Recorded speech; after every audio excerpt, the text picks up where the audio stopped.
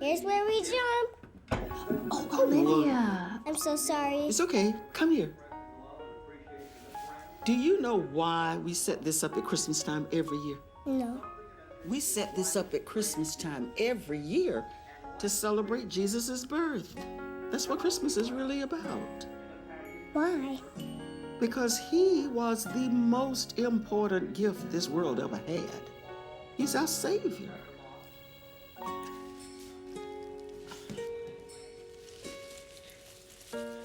Oh, so Olivia, what are you looking forward to most for Christmas this year?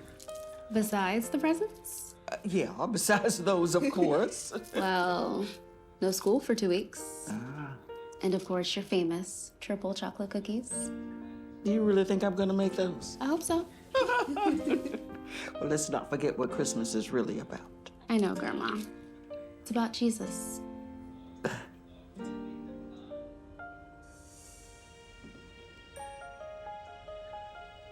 It just doesn't feel like Christmas this year, Mom. Not without Grandma. I know. But this was her favorite time of year. And one of her favorite things to do was to set up the nativity scene with you. Mine too. Remember, she always said, this is It's the most important time of year because we receive the greatest gift ever. and I think she'd want you to remember that.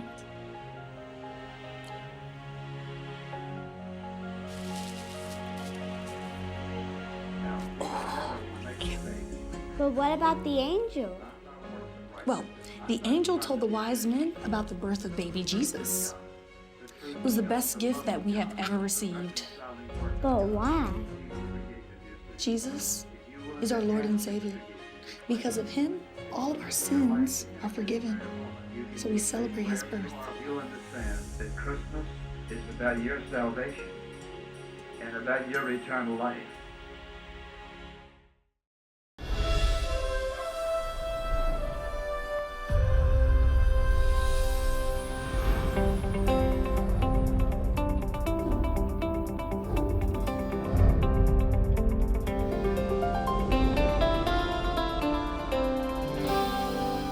Em Contato, com o Dr. Charles Stanley, compartilhando o Evangelho em todo o mundo. A seguir em Contato, Natal, a sabedoria de Deus. É sempre uma fonte de conforto e paz saber que nosso Deus, todo dia, o dia inteiro, que guia a nossa vida, é um Deus sábio. Que significa que ele sempre escolhe o melhor em cada uma decisão que ele toma. Ele não só escolhe o melhor, mas escolhe a melhor maneira para nós de chegarmos ao melhor.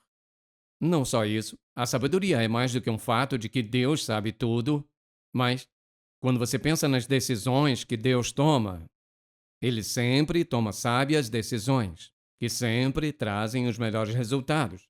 Então, se alguém quer realmente os melhores resultados em sua vida, ela vai escolher a maneira de Deus. Ela vai escolher seguir as decisões que Deus estabelece para suas vidas.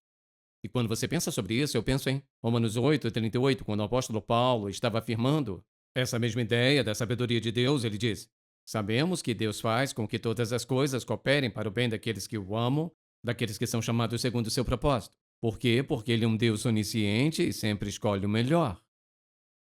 Da mesma forma, se você olhar ao seu redor e para a sua vida, você não concordaria que quando você e eu seguimos sua vontade, seu propósito e plano, nós sempre saímos com o melhor? Bem, o que eu quero falar nessa mensagem, eu quero falar sobre uma decisão que Deus tomou. Eu quero falar sobre a sabedoria encontrada nessa decisão. Porque de Gênesis a Apocalipse, é isso que vai encontrar. Deus tomando decisões e você vê sua sabedoria em todo lugar, no evento após o outro, você vê a sabedoria de Deus sendo expressa, vivida e executada na vida. E se abrir em Romanos capítulo 11 por um momento, e Paulo estava nessa epístola romana, o que ele estava fazendo? Ele estava expressando e declarando e expondo a sabedoria de Deus e todo o plano redentor de Deus e quão muito, muito sábio ele é. Então, quando ele chega a esse capítulo 11, e no versículo 33, ele simplesmente explode nesse: incrível senso de louvor a Deus, ele diz: ó profundidade das riquezas, tanto da sabedoria e conhecimento de Deus.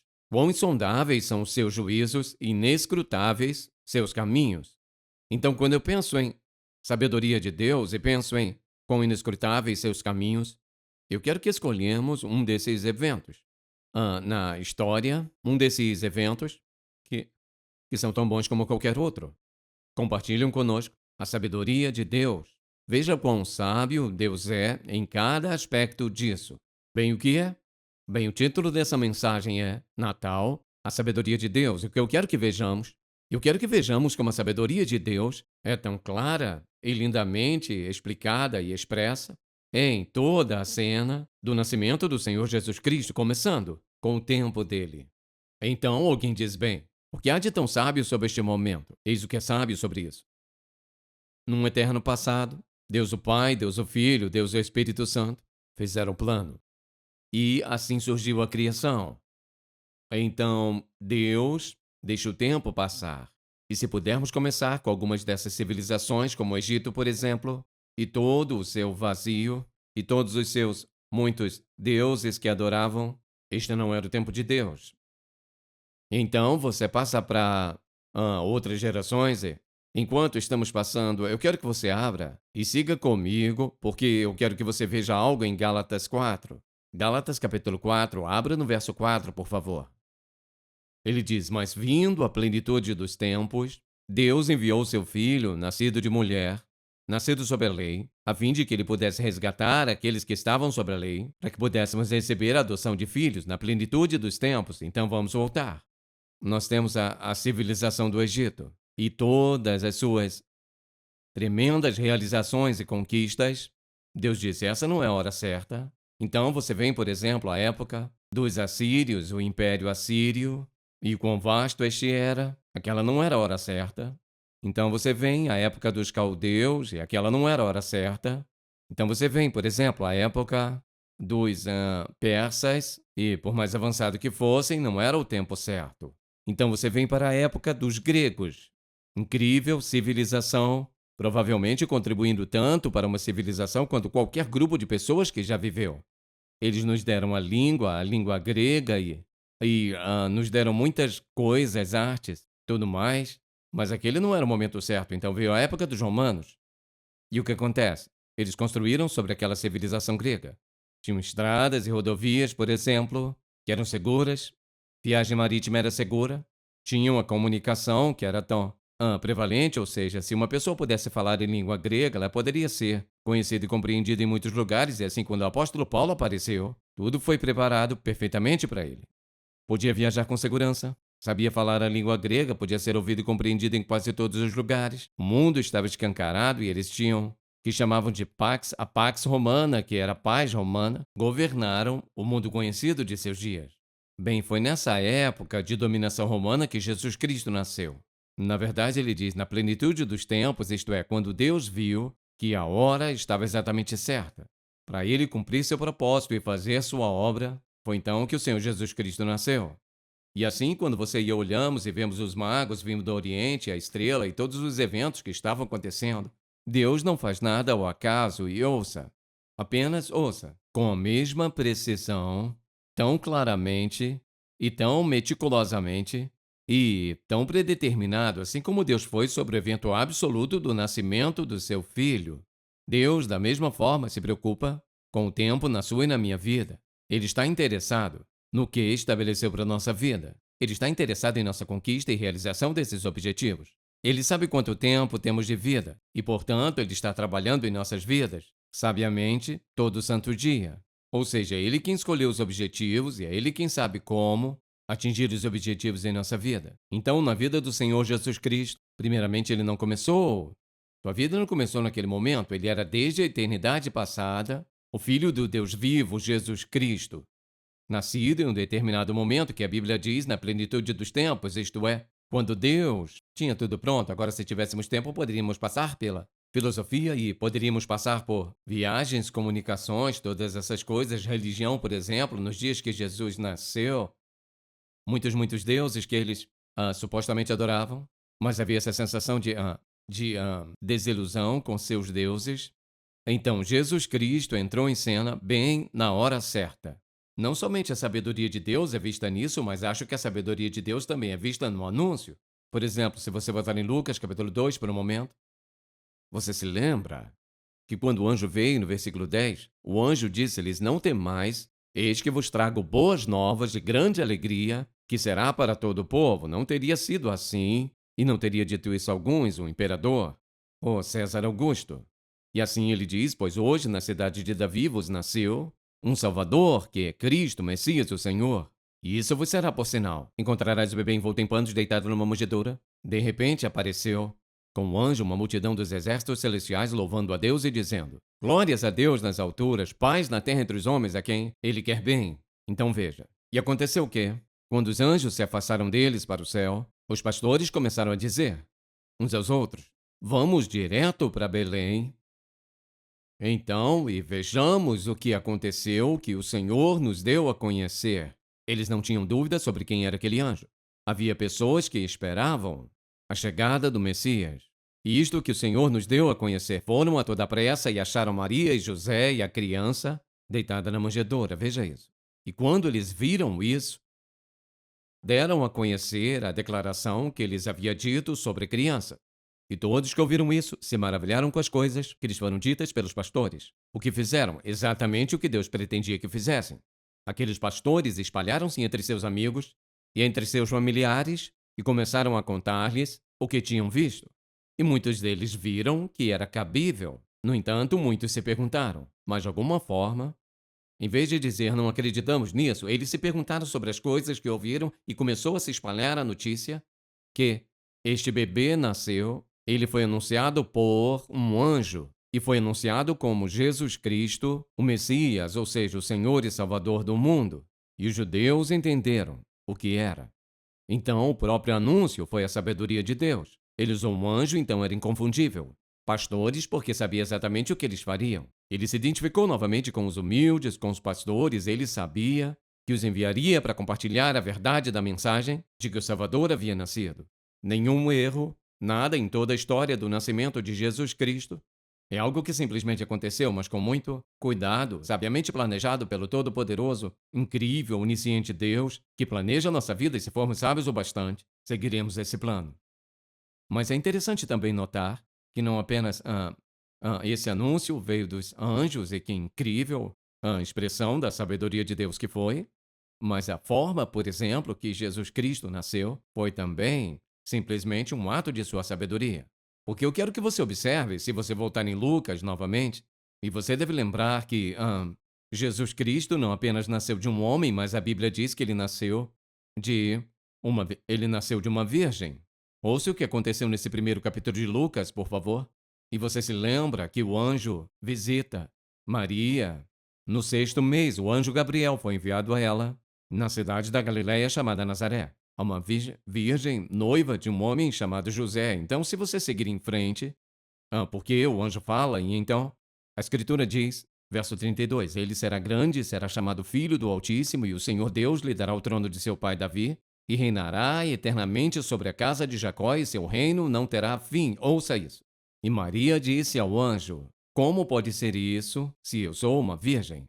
E o anjo respondeu e disse a ela: o Espírito Santo descerá sobre ti, e o poder do Altíssimo te encobrirá.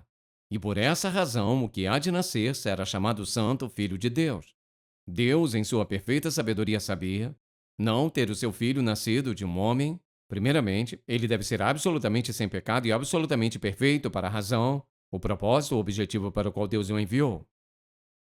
Tendo nascido de uma virgem, estou certo de que muitas pessoas naquele dia, que ouviram falar do assunto, provavelmente não acreditaram, disseram, por exemplo, como pode ser isso? E eu posso me lembrar de uma ocasião, não apenas uma, mas uma ocasião sentada em uma sala de aula e um professor falando sobre a Bíblia, falando sobre o nascimento virginal e disse: ora, não, eu não acredito nisso, isso só com um milagre. E eu queria dizer: sim, é disso que se trata. O milagre do nascimento virginal de Jesus Cristo. O Espírito de Deus concebeu nela e deu à luz ao Filho de Deus, porque primeiramente não foi o início da vida dele. Foi o começo de sua vida terrena, mas não foi o começo de sua vida. Porque em Miqueias e outras passagens do Velho Testamento referem-se a ele como aquele que é de eternidade a eternidade. Jesus Cristo não teve início, ele é o Alfa e o Ômega, nunca teve um início, nunca terá um fim. O que é maravilhoso sobre ele é que ele é absolutamente eterno. Portanto, ele não começou no ventre Virgem de Maria. Ele não veio, por exemplo, de um homem José, mas do Espírito de Deus. Plantou dentro daquela mulher a própria vida, a própria pessoa do Filho de Deus. Quando eu penso na sabedoria de Deus, também penso em termos do próprio nome que lhe foi dado. Agora, sabemos que os anjos deram a ele um nome de Jesus. Então, quando Maria o chamou de Jesus, suponha, por exemplo, que você diga: o que há de tão sábio nisso? Bem, deixe-me te dizer isso. Em primeiro lugar, era um nome muito comum. Naquela época, muitos meninos judeus eram chamados de Jesus. Por que ele não recebeu um nome muito diferente? Jesus estava sempre sendo o quê? Sempre se identificando com os humildes. Por que ele foi batizado? Porque era um pecador? Não, não era. Não foi batizado porque era um pecador. Ele foi batizado com o objetivo de identificar a si mesmo com a humanidade pecadora. Não porque ele precisasse que algo fosse perdoado ou tivesse sido perdoado por alguma coisa. Então, quando se trata do nome dele, qual o nome dele? Jesus. A palavra hebraica é Joshua, e o que significa libertador de Jeová. Então, é uma coincidência? Isso foi algo que apenas aconteceu? Não. Esse é o libertador de Jeová. Ouça, libertador de Jeová. Esse nome simbolizava, esse nome representava e declarava o próprio propósito para que ele veio, para libertar o homem de seus pecados, para ser o salvador do mundo. Mas você sabe qual é a expressão mais impressionante de sua sabedoria em tudo isso? E esse é o propósito pelo que ele veio. Agora pense por um momento. Por qual motivo o Pai o enviou a ele? Por que o Pai enviou o Filho? Por que Jesus veio? Se você olhar em todo o seu início e todas as coisas que o cercaram, por que ele veio? Jesus Cristo veio a esse mundo com o Cordeiro de Deus com o propósito principal de morrer na cruz. Ele veio com um padrão de vida, certamente com um padrão de vida santa e piedosa. Mas essa não foi a razão de sua vinda. Sua principal razão para vir era morrer. Ele disse: eu vim para dar a minha vida em resgate por muitos. Então, quando olhar para a sabedoria de Deus, pense sobre isso. Aqui está uma bela expressão da sabedoria de Deus. Vamos apenas colocar Deus Pai, Deus Filho, Deus Espírito Santo tendo uma conversa antes do começo do homem. E sabendo que o homem cairia dizendo: agora, como nós redimiremos a humanidade? Agora, é claro, eles não precisavam pensar em tudo isso, estou apenas passando por isso, vamos pensar nisso. Como redimiremos a humanidade? É isso que poderíamos fazer. Poderíamos dar ao homem e atribuir ao homem uma série de regulamentos e regras que eles deveriam viver. E, portanto, se ele cumprir todas essas regras, ou um certo número dessas regras e regulamentos, e ele será perdoado de seus pecados, e nós o aceitaremos na família de Deus, e, portanto, ele será perdoado e se tornará um filho de Deus. Mas, tendo uma natureza pecaminosa como o homem tem, ele não será capaz de guardar todas essas regras e regulamentos, e, além disso, homem conhecendo o homem, mas que provavelmente haveria uma divisão sobre quais são essas regras e regulamentos, e o homem não poderia, possivelmente, concordar com todos eles, então não vai funcionar.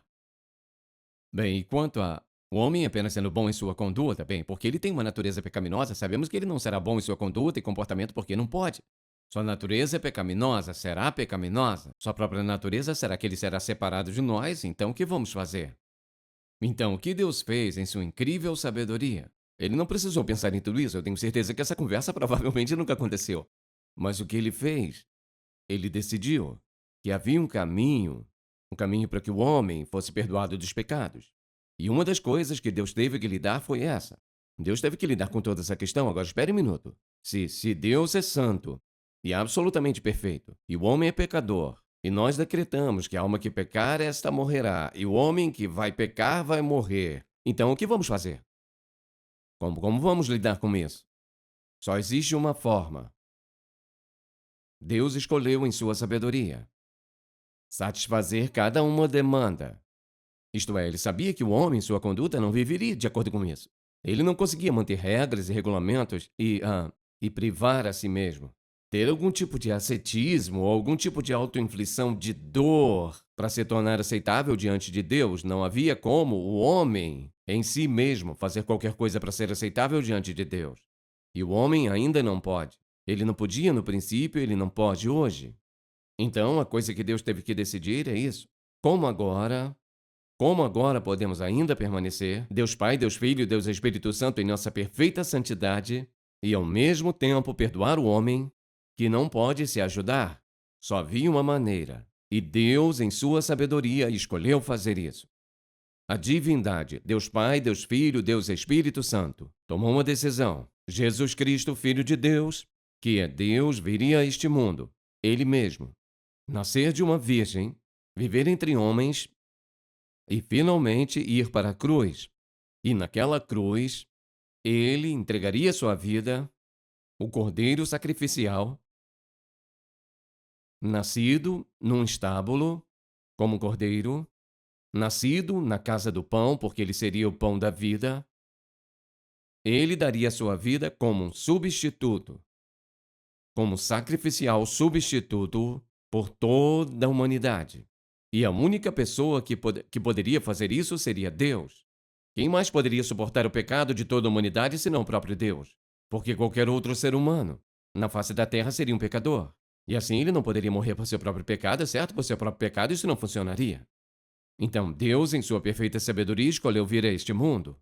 Ele escolheu vir, nascido de uma virgem, viver sua vida, ir para a cruz, ser crucificado pelos romanos, mas predeterminado pela própria divindade para que ele pudesse morrer uma morte sacrificial substituta, para que o homem pudesse ser perdoado por seus pecados e qualquer pessoa, universalmente, não importa quem seja, aceitaria que ele é o Filho de Deus, que sua morte é expiatória, que significa que está pagando um preço por alguma coisa, e que ele é um substituto, ele tomou o nosso lugar, no momento em que uma pessoa está disposta a aceitá-lo como Salvador. Sua morte expiatória, sua morte como substituta, nesse momento, seus pecados serão perdoados, seus nomes escritos no livro da vida, e eles seriam selados como filhos do Deus Todo-Poderoso e estariam eternamente seguros enquanto vivessem nessa terra e por toda a eternidade.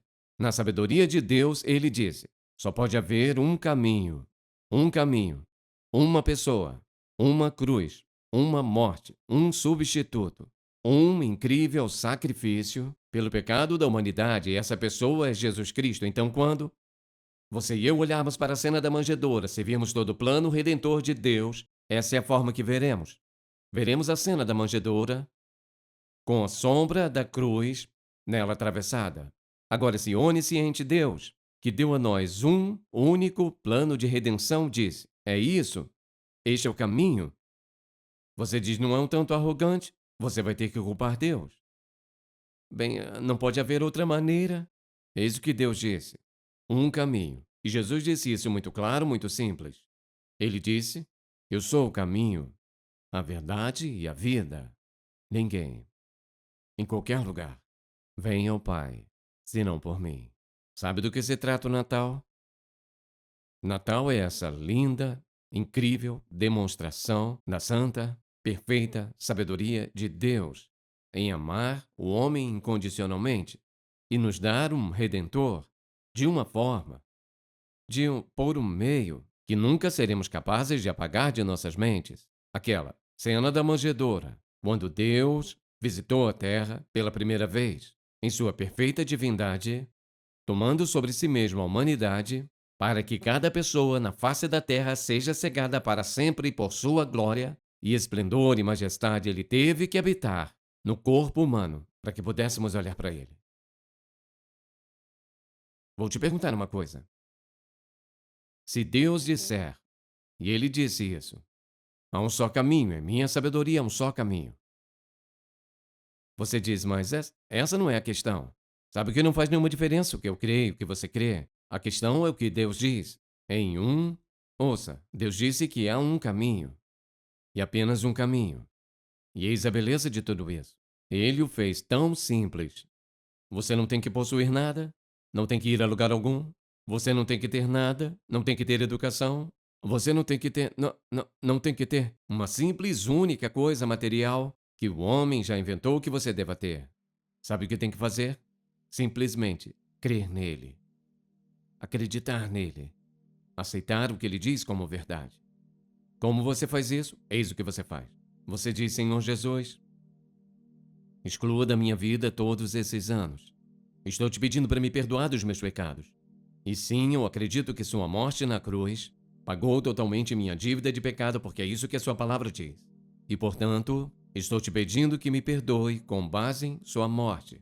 Estou confiando em ti como meu salvador pessoal para o perdão dos meus pecados. Então você fez a coisa mais sábia que poderia fazer na face da terra. Receba para si mesmo o dom da vida eterna, que vem em uma pessoa, e essa pessoa é Jesus Cristo. É disso que se trata, o Natal. E Pai, quão gratos nós somos. Você e toda a sua sabedoria controlou, soberanamente anulou cada único aspecto da vinda do seu Filho. E agora, centenas e centenas de anos depois, nós te adoramos, te exaltamos, te louvamos, te bendizemos, te obedecemos, nos curvamos diante de ti, nos humilhamos diante de ti, em reconhecimento e adoração por sua incrível sabedoria em fazer do seu jeito. Que o Espírito Santo fale aos corações de muitas e muitas pessoas, para que possam receber a Cristo, sua única esperança e sua única porta para o céu, como seu Salvador pessoal. Em seu maravilhoso nome oramos. Amém. Se você foi abençoado pelo programa de hoje, por favor, visite-nos em intouch.org. Em Contato, levando pessoas do mundo inteiro a um relacionamento crescente com Jesus Cristo e fortalecendo a igreja local. Este programa é patrocinado pelo Ministério Em Contato e é possível pela graça de Deus e suas orações e ofertas fiéis.